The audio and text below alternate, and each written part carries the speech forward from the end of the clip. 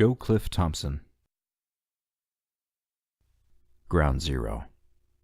The C-130 Hercules ascended to 40,000 feet and continued to climb.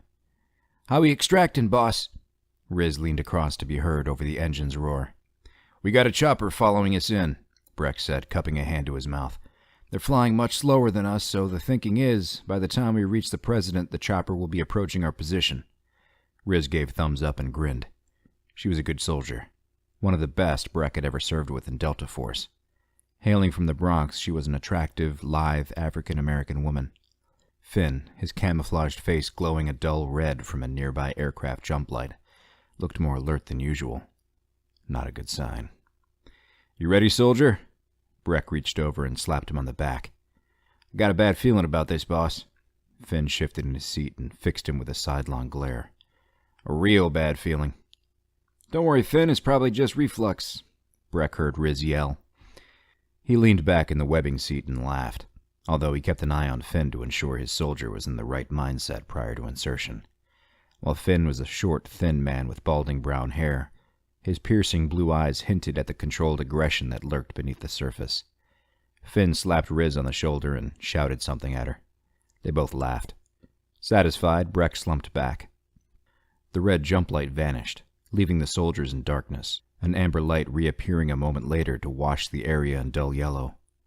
Within minutes, the aircraft cabin would decompress as the rear ramp opened. Old bucket of pus. Breck looked around at the aircraft and admired the sheer skill and dogged determination of the generations of ground crews who had maintained the aircraft and kept them flying.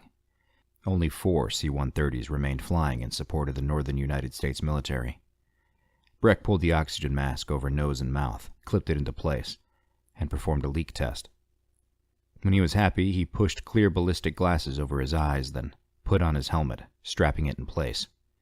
Rotating the night vision goggles down so they sat over his eyes, he tested them, made a slight adjustment, and then stood. Once he'd finished the same checks, Finn left his seat and walked over to Breck, where he double-checked his jump harness, parachute, and reserve parachute. He gave Breck thumbs up. When the trio had their gear checked and cleared by one another, they walked shoulder to shoulder towards the closed rear ramp. A moment later, with a high-pitched squeal almost inaudible over the powerful rumble of the engines, the ramp yawned open. Air ripped through the cabin, tugged at their uniforms, and almost blew Finn off balance. The trio walked close to the edge, pulled their night vision goggles down over their eyes, and looked out at the green-tinged expanse that awaited them outside the Hercules. Breck glanced across at the loadmaster standing near the ramp control. The man held up one finger. Breck nodded, slapped Riz on the shoulder, and passed on the message. 1 minute. The Hercules suddenly banked hard, and the soldiers tumbled into each other, slamming into a far wall. Bright orbs, blinding in Breck's night vision goggles, thumped clear of the aircraft in a precise pattern as flares were fired. The aircraft straightened and throttled up. It suddenly turned in the opposite direction. Caught off guard, a deep-seated fear spread throughout Breck as he watched a missile zip past the rear of the Hercules. A near miss. The aircraft banked in the opposite direction and dove, another cluster of flares thumping clear. Breck clamped a hold of a strong point and waited. He watched the string of flares lighting the sky behind them like mini suns, blinding when seen through the goggles. A sudden blur of movement and a mighty explosion tore the sky asunder as a missile struck a flare. The shockwave thundered through the aircraft, but at least they hadn't been turned to instant ash. "There's a win," Breck thought, grinning. He caught the eye of the loadmaster, who clutched onto a hard point on the opposite side. The man held up his hand and crossed middle finger over index finger.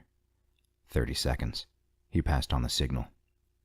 The Hercules pulled up so it was flying level and then banked steeply once again, flares spewing from the belly of the aircraft. "Oh shit, here comes another missile." The amber light extinguished to be replaced by green. "Go!" roared Breck. Breck watched as Riz pushed herself into a standing position, struggling against the G-forces the turning aircraft created, and tottered towards the ramp's edge. With one last stride, she jumped and disappeared from sight. 1 clear. He was determined to be the last to leave the Hercules. Breck needed to know his soldiers were safe before considering his own well-being. The surface-to-air missile site would be taken care of by missile batteries hundreds of kilometers away. With any luck, the aircraft captain was already calling in coordinates. With a snarl, Breck grabbed hold of Finn and pulled him clear of the aircraft's wall, where he had been wedged. A series of dull thuds issued, and more flares appeared behind them. He dragged the soldier to the edge and, keeping a firm hold of him, leaned forward, allowing gravity to pull them out of the Hercules. They tumbled out together. For a brief moment the engines were deafening, but then their roar was silenced by cold air thundering in his ears.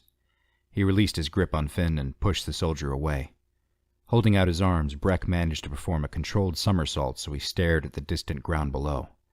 He descended towards a long-ago ruined urban environment. He scanned the area beneath him and spotted the tiny dot that was Riz. Much closer to the ground than they, her parachute blossomed, arresting her free fall.